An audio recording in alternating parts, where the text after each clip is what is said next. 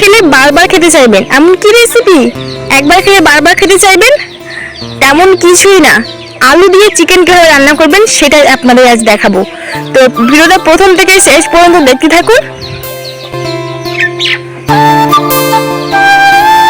So hello guys, আসসালামু আলাইকুম, welcome back to my channel. তোমরা সবাই কেমন আছো? আশা করি অনেক অনেক ভালো আছো। আল্লাহ তাআলার দোয়ায় কিন্তু আমি অনেক ভালো আছি।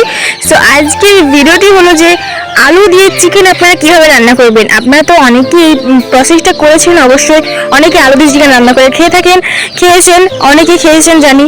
সো আমি কীভাবে রান্না করি সেটা আপনাদের শেয়ার করবো, অল্প মশলার মধ্যে কীভাবে।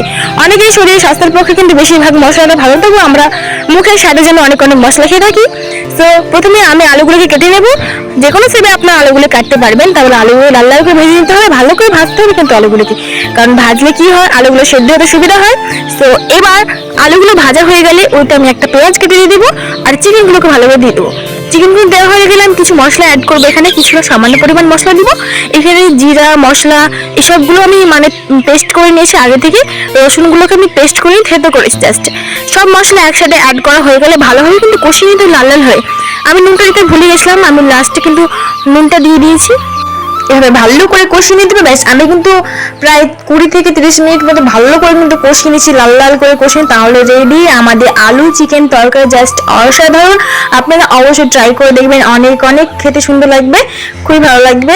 সো আজকের মতন ভিডিওটা এখান থেকেই শেষ। ভিডিওটা যদি ভালো লাগে অবশ্যই চ্যানেলটিকে সাবস্ক্রাইব করে পাশে থাকা বেল আইকনটিকে প্রেস করে দিবেন এবং নতুন নতুন ভিডিও পাওয়ার জন্য অবশ্যই কমেন্ট করে জানাবেন। আজকের মতন আল্লাহ হাফিজ।